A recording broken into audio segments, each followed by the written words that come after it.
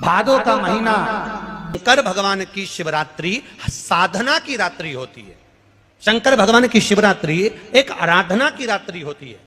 हर महीने शिवरात्रि आती है, प्रत्येक महीने शिवरात्रि पड़ती है और प्रत्येक महीने की शिवरात्रि पर अगर आपसे बन सके, आप दुनिया में अगर आपके पास में लोग कहें कि ये बहुत गरीब व्यक्ति है, बहुत साधारण व्यक्ति है, इसके पास धन नहीं है, वैभव नहीं है, सत्ता नहीं है, इसके पास खुद का मकान नहीं है, इसके पास खुद की प्रॉपर्टी नहीं है, इसके पास खुद की दुकान नहीं है, दूसरे के यहाँ काम करता है, इसके पास कुछ भी नहीं है, हम उनसे कहेंगे 12 महीने शिवरात्रि आती है, 5 जगह पर चढ़ाई हुई बेलपत्र, आप एक वर्ष 12 शिवरात्रि का एक नियम ले लो, 5 जगह पर बेलपत्र समर्पित करना सीख जाओ।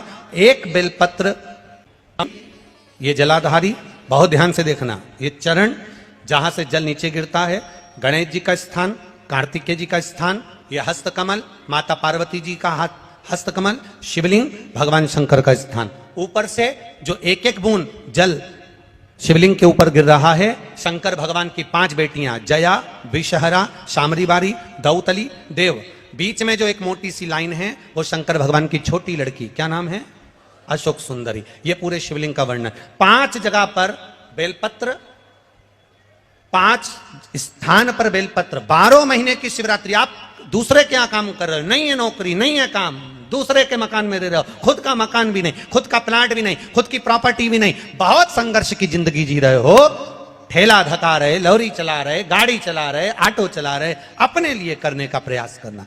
घर में जितने सदस्य हैं, 12 महीने शिवरात्रि आती है। शंकर को बेलपत्र चढ़ाने से किस किस चीज की प्राप्ति होती है, किस किस चीज की प्राप्ति? शिव महापुराण की कथा कहती है, एक बेलपत्र यदि शिव को समर्पित करा जाता है तो रिद्धि तुम्हारे घर में प्रवेश कर जाती है। दूसरा बेलपत्र जब हम समर्पित करते हैं तो सिद्धि तुम्हारे घर में प्रवेश कर जाती है। तीसरा बेलपत्र यदि हम समर्पित करते हैं तो श्री गणेश हमारे घर में प्रवेश कर जाते हैं।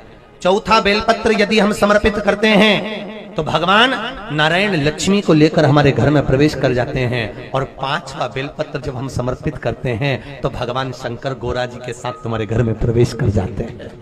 5 बेलपत्र ही जीवन का सुख प्रदान कर देता है।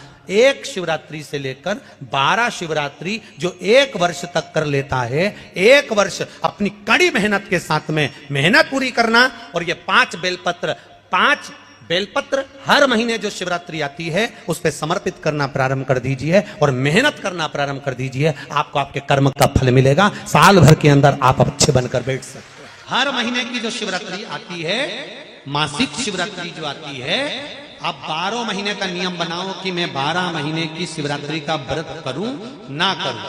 मैं शंकर के मंदिर में 12 महीने जो शिवरात्रि आती है उस शिवरात्रि का नियम लेती हूं कि शिवरात्रि के दिन में दिया लगाने 3 जगह पर जाऊंगी। पहला, बोलते जाओ जम के, बेलपत्री के नीचे। दूसरा, शंकर भगवान के मंदिर में या शिव मंदिर की चौखट पर।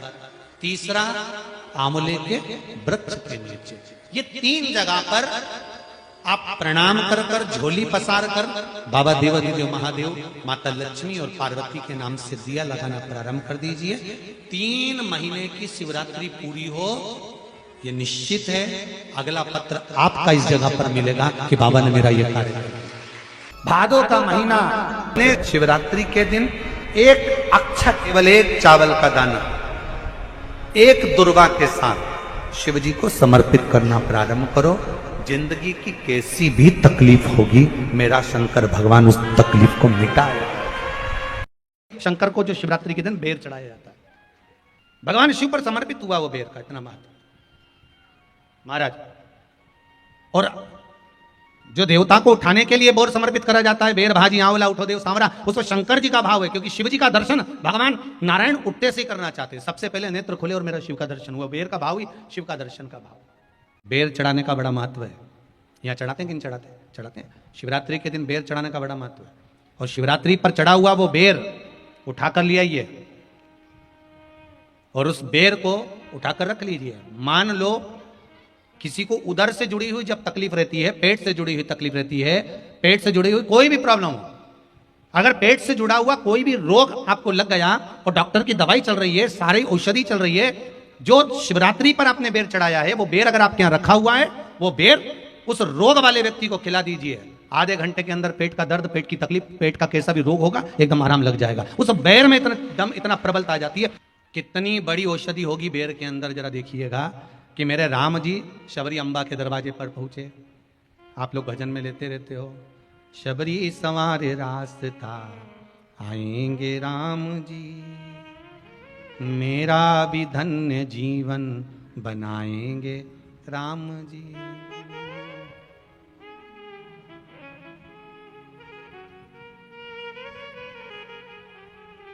और बागों से चुन चुन के वो लेकर आई बेर की टोकरी, खट्टे हो चाहे मीठे हो आएंगे राम जी, मेरा भी धन्य जीवन बनाएंगे राम जी। शबरी ने राम जी को बेर दिया, राम जी ने बेर खाया, प्रेम से खाया। याद आया पीछे लक्ष्मण खड़ा है, राम जी ने लक्ष्मण को बेर दिए, ले लक्ष्मण ये बेर खा ले। लक्ष्मण जी ने बेर लिए, लक्ष्मण जी ने बेर को देखा तो वो शबरी अम्बा अपने मुंह से झूठा करके दे रही है। लक्ष्मण जी ने बेर लिया, पास में रख लिया, फिर लिया, फिर रख लिया। शबरी जी राम जी को बेर दे, राम जी लक्ष्मण जी को बेर दे, लक्ष्मण जी वो बेर लेके पीछे फेंकते जाए, उठाए फेंका, उठाया फेंका, उठाया फेंका। अब कोई लक्ष्मण साधारण है? जब भगवान राम विष्णु हैं, लक्ष्मण शेषनाग हैं, शेषनाग अगर कोई चीज फेंकेगा तो क्या पास में फेंकेगी? उठाया फेंका, कोसों दूर जाकर गिरा। और वो बेर कब काम आया? जब लक्ष्मण जी को शक्ति लगी, बाण लगा, लक्ष्मण जी मूर्छा होकर जमीन पर पड़े। सुषेण वेद को बुलाया और वेद से बुलाकर पूछा कि लक्ष्मण कैसे उठेगा, तो कहा संजीवनी लेकर आओ। संजीवनी लेने के लिए भेजा। तब संजीवनी लेने के लिए जब श्री हनुमान जी महाराज गए, संजीवनी बूटी जब लेकर आए और लक्ष्मण जी को जो दी, तब राम जी पहचान गए ये संजीवनी कोई दूसरी नहीं है। लक्ष्मण जी को जो बेर खाने को दिया था वो बेर फेंक दिया था, उसी बेर की पत्ती है जिसको निचोड़ निचोड़ कर लक्ष्मण जी को खिलाना पड़ी है। तो राम जी रोते रोते बोले पहले ही खा लेता तो खाना नहीं पड़ती, कोरोना का टीका पहले ही लगवा लेता तो दादा निपटता ही नहीं। लगे से लेकर जो मर रहा है उस तक के व्यक्ति को सुनाई जाएगी। पोलियो की दवाई नहीं पियोगे, हाथ पैर से विकलांग हो जाओगे। शिव महापुराण नहीं सुनोगे तो काम लोभ विषय आसक्ति से विकलांग हो जाओगे। इसलिए सुनो, ये सुनने का विषय है, इसको श्रवण करना है, हमारे जीवन में उतारना। रात्रि की रात्रि में आप लोगों ने सबने अपने अपने घर में दिया जलाया होगा। दीप जलाया कि नहीं जलाया? पूजन में बोलो तो सही, जलाया ना? शंकर जी को बेलपत्री चढ़ाई कि नहीं चढ़ाई? चढ़ाई ना? अभिषेक पूजन किया ना? तुमने दिल से, भाव से, मन से शिवरात्रि के दिन रात्रि के समय शंकर भगवान की आराधना करी। भूलवश भी अगर तुमने दिया जलाया है तो मेरा शंकर भगवान जब चोर को कुबेर बना सकता है तो साल भर में तुम्हें भी तो कुछ ना कुछ दे सकता है। इंतजार करो कि तुमने जो पार्थिव शिवलिंग की पूजन करी है रात्रि के समय पर, केवल पार्थिव शिवलिंग की पूजन रात को नहीं होती है, पर केवल शिवरात्रि, हरतालिका तीज, छोटी तीज, बड़ी तीज, अन्य जो त्योहार होते हैं, सोमवार की अष्टमी आदि आदि जो उत्सव होते हैं, इसमें शिवरात्रि की रात्रि में, उसका मतलब ही शिवरात्रि है, रात के समय पर आप अभिषेक करो, पूजन करो, अर्चना करो।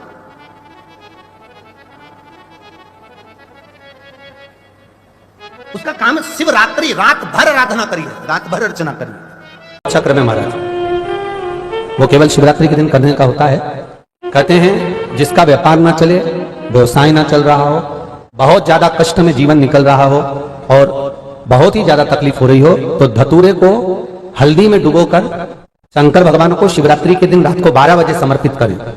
उस धतूरे को वापस उठा लाएं 5-10 मिनट के बाद, श्री शिवाय नमस्तुभ्यम बोलकर लाल कपड़े में उसको बांधकर व्यापार वाली जगह में कहीं पर भी उसको बांध दिया जाए। व्यापार पीछे नहीं हटता, व्यापार अग्रण्य भाव में बढ़ता चले जाता है। महाराज उस धतूरे को केवल परंतु शिवरात्रि के दिन रात को 12 बजे ही किया जाए, हल्दी में डुबोना पड़ता है।